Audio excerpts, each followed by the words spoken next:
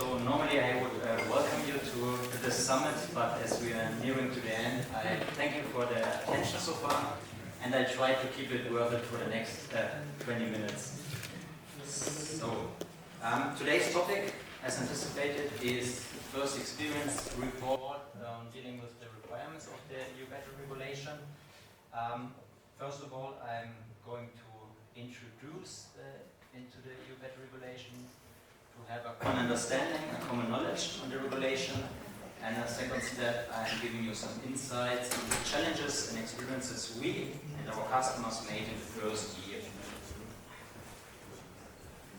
I was already introduced, so maybe our department who I'm working as is specialized on working on the challenges of EU battery regulation, supporting our clients, reviewing their conformity, and later on also acting as so-called notified body for the EU battery regulation. So, the EU battery regulation. What did we have in Europe before the EU battery regulation came into place? We had the so-called Battery Directive of 2006, which was mainly focusing on waste management. And the EU Commission decided that they wanted a regulation that covers the whole life cycle to make the batteries more sustainable, more safe throughout the whole life cycle, means from the raw materials, the first use, to the second life, like for example stationary storage, and the recycling. It should cover all the actors and the activities in the battery market. I will focus on that later on also. And yeah, when did it come into force? So basically the 18th August of 2023, but we had a transition period of 1 year.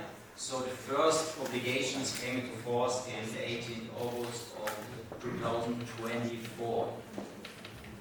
What is basically the difference between a directive and a so-called regulation? So the main difference is that the regulation applies automatically and uniformly in all EU countries without national transposition, which was not the case before. So, what types of batteries are covered? So today we are speaking a lot about stationary batteries, and the answer basically is all battery types are covered. There are some exemptions, of course, defense and space, and we have a limited scope for nuclear applications. Of course, not all the batteries are the same. We have big ones, we have small ones, we have more dangerous ones, and so we do not have the same obligations for all types of batteries. How to categorize these? The EU Commission categorized 5 main categories. First of all, the portable batteries, SLI batteries, start light and ignition batteries, LFT, light means of transport batteries, electric vehicle batteries, it means mainly the propulsion battery, and industrial batteries. And there, I think for you, for the audience, the most important one, and the sub category of the stationary battery energy storage systems. Who is affected? Whom does it concern? So I already told you that all the actors and the activities should be covered. What are the activities? So from the manufacturing of the battery to the making available of the battery to the end customer, everyone should be covered. That means mainly manufacturer, importer, distributor. The main responsibility lays upon the manufacturer. He is responsible for the conformity assessment procedure. Is responsible for putting his name and the CE mark on the battery. In the second step, we have sometimes an importer and a distributor, which have mainly verifying obligations, but also some quite important obligations that not every importer and distributor is aware. All of these economic operators could have some additional obligations. They could be affected. We heard it from Juliana's presentation already. The due diligence policy, but also of the extended producer responsibility, which is mainly covering their waste management. What does it mean? Let's have maybe a concrete example. You're a manufacturer of a stationary battery and you want to place it on the European market. That means you need to have it CE conform, you have to put the CE mark and for putting that one on the battery, you need to fulfill certain obligations. The relevant articles for August 2024 are framed in orange. These are Article 6, restriction of substances, so we can follow this line here. Article 10, performance and durability. Article 12 was made up specifically for the safety of storage batteries. Article 13, labeling and marking. Article 14, SOC information and expected lifetime. And last but not least, the quality system and the risk assessment. These are already in place, still up to come. Carbon footprint calculation and the recycled content. I focus on carbon footprint also later. Also important to mention, right now we have a self-declaration situation. So you can declare yourself a conformity. When notified bodies come into place, it's not 100% clear, but I expect in the beginning of the next year, then with a transitional period of 1 year, you need a notified body to assess your conformity. For example, like TÜV SÜD. Okay, so now maybe you got a common understanding about the regulation, where we are right now. Now, a few insights about the challenges and the experiences that our customers, but also we ourselves have. First of all, a small comparison about, to show how extensive the battery relation is compared to the former battery directive. Following the parameters of residuals, articles, and annexes, we see that we have 3 to 4 times more in the battery relation. That shows the extensibility. But we also have 14 different chapters, which, if you remember, I said it's just waste management, or mainly just waste management. Now we have a bunch of different topics, which also means for the companies maybe different departments need to be included. So I am now a company that potentially is affected by the EU battery regulation. What should I do? There's a kind of a German philosophical book, it's called Wer bin ich, wenn ja, wie viele? And it translates to who am I, and if so, how many? And in my opinion, it fits quite well, because you first need to find out how many roles and obligations you have. You could be, for example, importer, being responsible for portable battery, storage battery, EV battery. At the same time, you also could be the distributor, and you could be affected by the due diligence, and have in some EU member states the extended producer responsibility.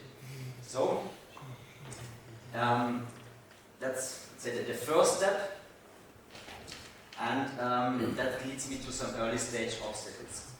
I just said it's the first step to know the obligations that you have and the roles. That's partially correct, because first of all, you need to be aware about the regulation's existence. And if I give you an insight about our customers' main challenges, the first challenge is to know about regulations. Mainly smaller companies were not aware. I had many calls also in the last weeks where companies said, oh, interesting, and when does this regulation come into force? Yeah, last year, August. And they said, oh, now we have a problem. Happens. But yeah, that's the first step. Second one, of course, is structuring and understanding the regulation. It's quite technical, it's extensive, and it's quite young, so it's not always so intuitive. Also, you have, even though it transitions directly into national law, varying national responsibilities, for example, for the extended producer responsibility, where you have different authorities in the different EU member states, and mainly could be challenging for companies active across borders. Also, we have a quite ambiguous terminology. So one of the important milestones to meet the obligation is placing on the market. When is the exact time of when is the product placed on the market? It could be when the battery is produced. It could be when the battery is built in the car. It could be when it's imported into the European Union. That depends on different parameters, and there our clients really had some tough time to find out when is the exact point. Also, really often we had the discussion producer versus manufacturer. In daily language, producer producer and manufacturer could be used quite as a synonym. Here, per definition, it's totally different. The manufacturer is responsible for the CE conformity, the producer is responsible for basically the waste management and the extended producer responsibility. And not just in the daily language, but also in other regulations, the producer has another kind of a meaning and responsibility, and that led to some confusion in the beginning at least. While mentioning other regulations, there are some overlaps with other regulations. So there are complementary regulations like REACH, but in some cases we have also potentially some contradictions. Like there's the EFSG, which is kind of an infection regulation act in Germany, which could be contradictory to some recycling codes that you have. So there not everything is quite clear and also confusing, okay, what is the correct way to be compliant to all the regulations. These basically were some early stage barriers, quite common. The heart of the conformity is the technical documentation, which is a structured line of your argumentation demonstrating that your battery is conform. And I want to show you an example of why this is challenging, citing Article 14. So Article 14 is about the information on the state of health and expected lifetime of batteries. What do you need to achieve? So the SOH and the expected lifetime data needs to be available for defined access groups. This must be achieved. But now you have different parameters on how to achieve it. You need read-only access. So read-only and access. You have the data to be available all the time, updated at least daily, in a non-discriminatory way. Okay, how do we proceed now? You have to implement a structured line argumentation. The first step is interpret the parameters correctly. It's not so easy. What does a non-discriminatory way mean? Second, once you got that right, you need to implement a technical solution to fulfill the parameter. Also not always that easy. Read-only access. You have to update it at least daily and the data needs to be available all the time. Okay, how do we implement it? Once you got the technical solution, you have to implement all this in the technical documentation so that the national authority sees quite quick and can follow your argumentation. So you have to prove evidence that the technical implementation complies with the regulatory requirements.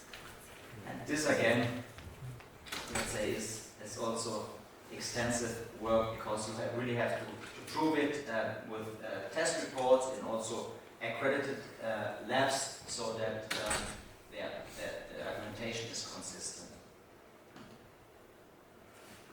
Okay, key learnings that we had in the first year. Of course, there was a lot of uncertainty in interpretation in the application. As I said before, mainly for smaller companies who do not have an extensive regulatory department, it's really difficult because you need a lot of resources to get through everything and to get it right. And we must say it is remarkable how many deviations we found and we still find, even though the regulation has been in force over 1 year. So mainly in the documentation. But this is also understandable on the other hand because the regulation is still in development. We miss some implementing, some delegating acts, and therefore it lacks guidance for still some real-world cases. So you will not find an answer to every specific case you have. Last but not least, certain regulatory requirements are really highly resource-intensive and burdensome to implement. Mainly, I'm thinking about the Article 7, the calculation of the carbon footprint. I'll give you a glimpse of that in the next slide. Okay, the outlook. I just mentioned Article 7, and yeah, this is giving headache to a lot of companies right now. We had some exchanges with some early birds from the automotive, and they're really working hard on this topic because it's really difficult to implement processes for it. And but first, what is it about? For some batteries, also for the stationary storage, you will need to calculate the carbon footprint emissions. And you must calculate them following EU-specified methods and data. One of these, for example, is primary data. And it's really difficult to get the primary data. So we'll wait for the delegated act if this is confirmed, but if it comes like it is in the draft, it's really difficult to implement, burdensome and resource intensive.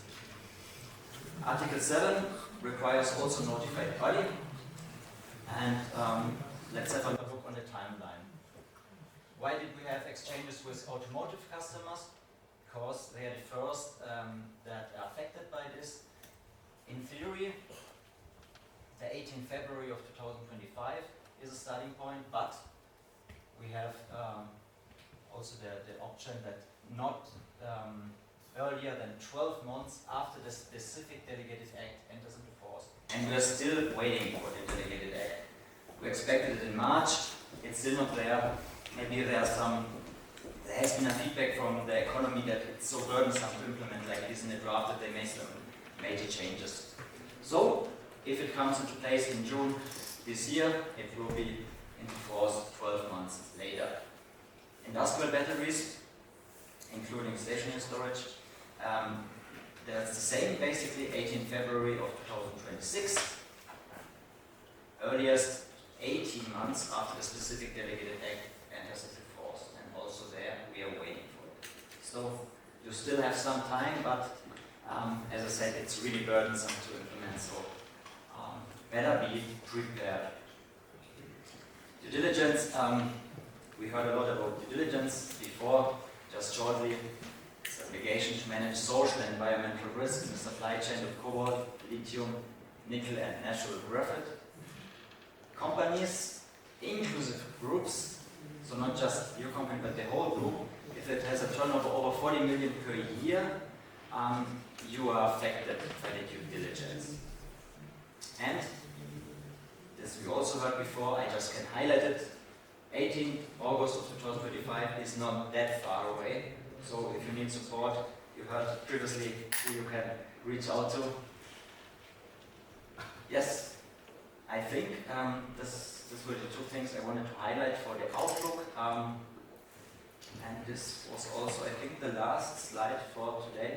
So I thank you for your attention and see you. Bye-bye. Thank you so much.